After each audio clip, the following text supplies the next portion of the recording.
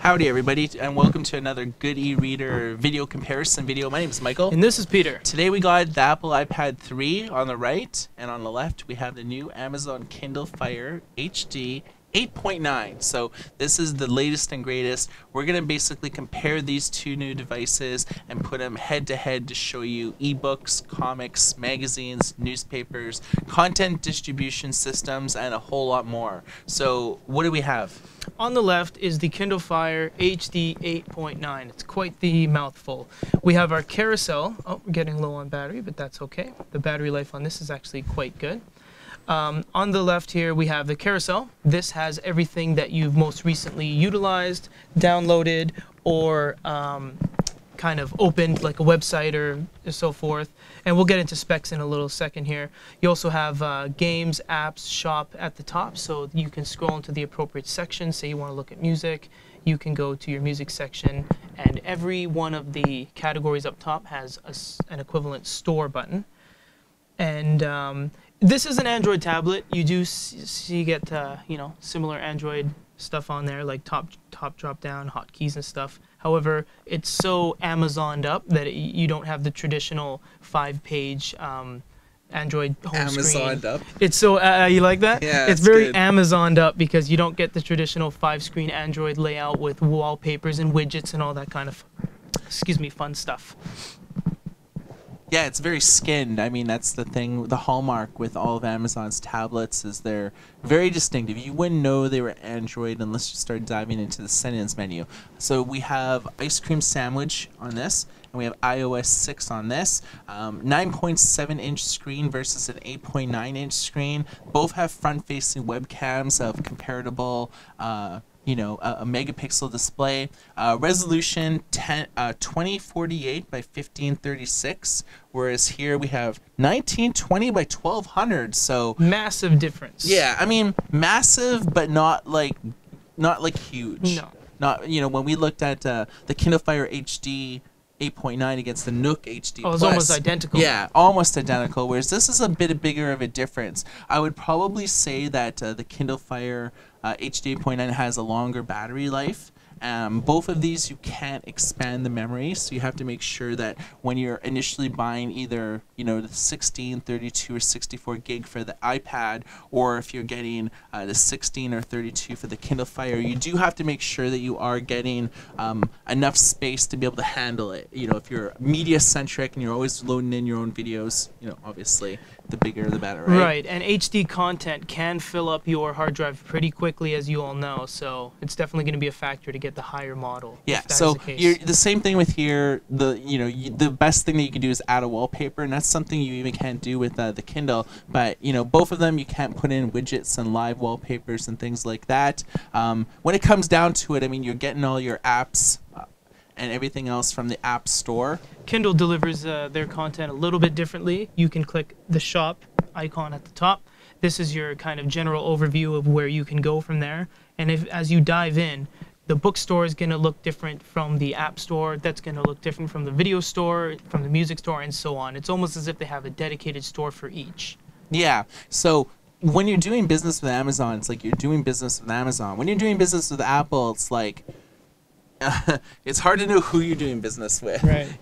Because you're just doing business with so many different companies and things like that. Whereas like Amazon is a little bit more all-encompassing. They have their stores, whereas with Apple you have App Store and iTunes, right? And both bring totally unique things to the table. So with both devices, you can get music, movies, TV shows, audiobooks, but I would probably say the audiobook functionality for the Amazon is a little bit more advanced, and we'll show you what we mean when we start looking at the ebook experience. So fairly comparable. I mean, this is iOS versus Android, which is a huge deal with a lot of people, but they have a lot of similarities. I mean, even look at the design here. Black screen, panoramic displays. Featured apps up top, much like with the videos here. You have everything that slides left and right, much like this. It's almost identical. Yeah, really. there's a fair number of similarities. Right. So let's just click on something just at random just to see like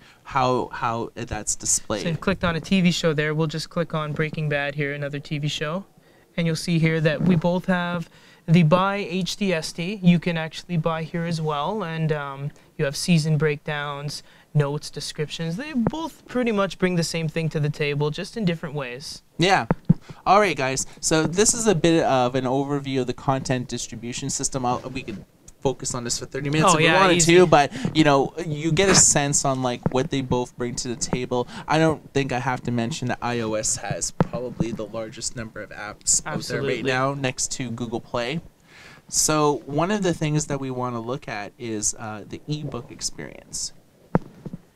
So we're gonna fire up the 12, and we've purchased this from Apple iBooks. And we've obtained this from Amazon bookstore.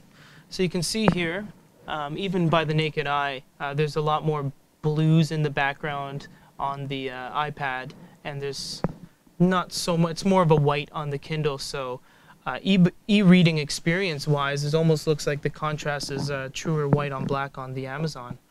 You have all your font settings. You have black, themes, sepia, white.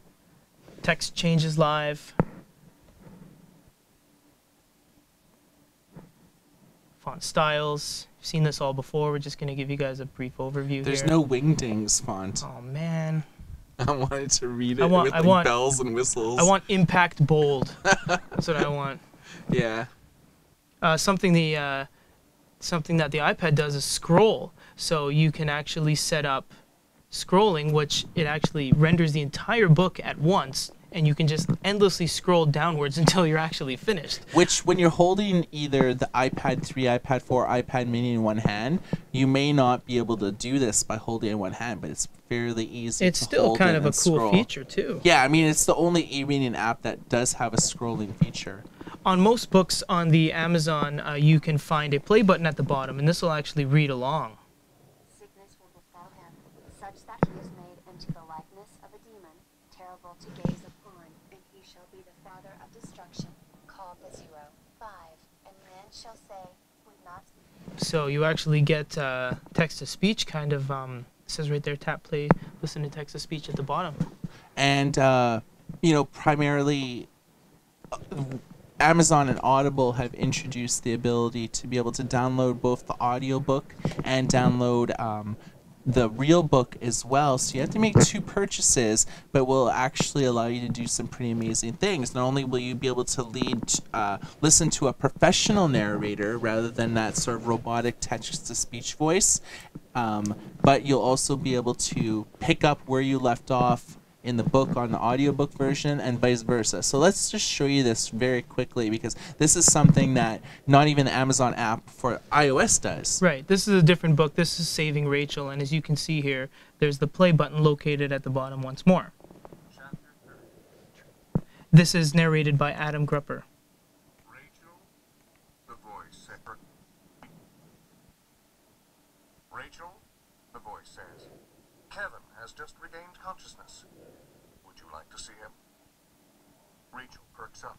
And you can see here we also have the audiobook under our audiobooks, the same Saving Rachel book by John Locke. So, I mean, that text-to-speech voice gets annoying fast. It can. Whereas a professionally narrated book, that sounded way better. Oh, absolutely. I mean, they get stars to narrate them, and it's. I mean, the text-to-speech comes in handy when you need to know how to pronounce something, maybe, but that's pretty much the extent of it when you're dealing with that robo voice. Yeah, totally. So let's look at magazines next. Go to the newsstand on the Kindle here, and we have Zinio on the Apple iPad.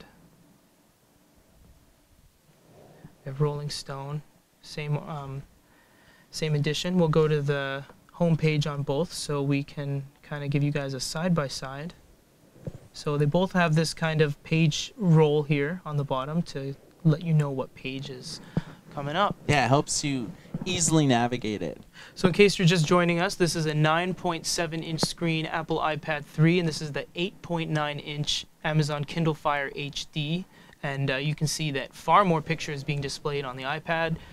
However, the colors are a little bit different. You can see that it's more of a true flesh tone on Daniel Craig's face on the Kindle, whereas there's a lot more blues and purples on his face in the iPad. Well, yeah, we obviously leave it to the users to decide which one they like better. So we'll just leave it here for a quick second before we show you more features throughout the magazine. Should do that kind of half face on each one thing. That's actually pretty cool. A little bit off, but I'm maxed out on the Kindle here. All right, let's move. Yeah. Moving on. Let's just spend the rest of the video doing that. Yeah. Trying to match up Daniel Craig's face on like an iPad and Kindle. We have page turns animations on here. This is because this was purchased from the Amazon Marketplace, whereas the iPad is utilizing the Zinio app. You can actually utilize the Zinio app on the Amazon Kindle as well because you can sideload in APKs, and we'll tell you about this a little bit later. You can see he's going to the table of contents, so you can kind of go directly to that page. There's numerous amount of ways you can do that. You can use the page roll here to kind of go into an article. If you double tap, you actually go into article view, or well, it's not directly called article view, but you are viewing the article more like an ebook. From there you have all the same kind of text augmentations here, themes, press and holds. You can make you can go search it on the web, Google, Silk, Wikipedia, all that fun stuff. Okay, so the next thing that we're going to look at is newspapers. Now, both with iOS and the Kindle Fire HD 8.9, the newspaper apps work as autonomous dedicated apps. So it's not like you're getting a newspaper delivered to your newsstand, but the Wall Street Journal for Kindle and the Wall Street Journal for iOS are both apps. So right, they're going to look different than the traditional newspaper, obviously. They're going to be the same content based on what date it is. So we got today's edition, and it will just be delivered a little bit differently. So you see here, you have an article. You can just go ahead and click on that. yeah, I mean, you sort of have this same section on both devices. We have there's locked content and unlocked content based on whether you've subscribed, purchased, and so forth. So you see here, you still have the images, and actually something you can't do on newspapers is click on the images, which is a very cool feature to have. Yeah. And that, I guess it's in color, because newspapers aren't in color traditionally, so... Yeah, and I mean, this is one of the benefits of going with a tablet as a dedicated e-reading device rather than just go with your traditional e-ink-based e-reader, which in Q4 of this year, e-ink-based e-readers like the Kindle Paperwhite, Kobo Glow are at an all-time high, but overall this year, e-reader sales are down, and it's because you can get this full-color experience with tablets that you can't necessarily get on the latest generation of e-readers. Yeah, the whole thing about the comparison between e-readers and tablets is tablets can do everything that an e-reader can do, and so much more. Exactly. So, higher specs, but it's the higher cost too. Absolutely. You know, this right here, the iPad 3, $450. well, the case may not be so much the same with Amazon tablets, because even the Kindle 7 HD runs as low as $199, and actually the Kindle Fire first generation is $159. So it all just depends on what market you're going towards. And yes, exactly, Apple is fairly expensive, but with that you're getting a very top quality tablet. Yeah, exactly. So here's an example of just basically how newspapers look on both units. Of course, if you want to go towards more like the traditional newspaper feel, you could load up Press Reader, which is a dedicated app. And on here we'll load up USA Today, for example, because on the Amazon Kindle, the applications based on what newspaper it is, USA Today, Wall Street Journal, they're always going to look different. So they're always going to be laid out a little differently each time. yeah, of course. And then of course you have like a lot of e-reading apps like Sony Reader, IDW, G.I. Joe, you know, Marvel. You won't really find a lot of those on competing ecosystems. So I would say with it comes down to it, you know, to wrap this video up, that iOS has a lot of first-party apps. So you will see things like Instagram on iOS a year before it actually hit Android and other platforms. So more people develop for iOS just because it's harder to pirate the apps. Android, it's very easy to pirate applications online, so a lot of companies end up going to Android as like the last platform, and so sometimes you don't see that first party support with iOS. So if the latest and greatest mean a lot to you, you may want to consider getting the iPad 3, 4, or mini. I would say that the Kindle Fire HD 8.9, what it does really well is sound. Oh yeah, it's absolutely there's no rival to it. I mean, whether you even have the smaller version, you still have Dolby Digital surround sound, 4 speakers on each of the tablets there, whereas the Apple iPad only has 1.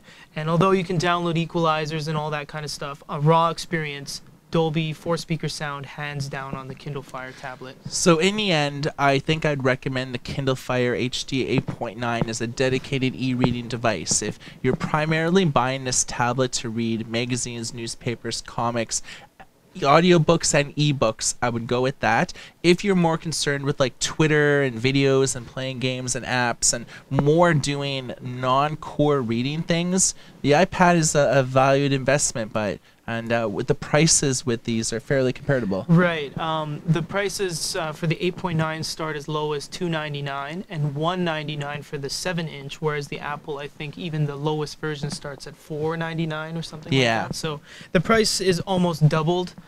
Base cost price is almost doubled for the iPad, but you're getting a lot more bang for your buck with the iPad. All right, well, you heard our thoughts. We're interested in hearing yours. Please comment on this video, and we'll do our best to answer all the comments and stimulate some discussion. YouTube.com/GoodyReader is the channel name. GoodyReader.com/blog is the game. And for GoodyReader.com and a review of the iPad 3 versus the Kindle Fire HD 8.9, my name is Michael. My name is Peter. Everybody take care.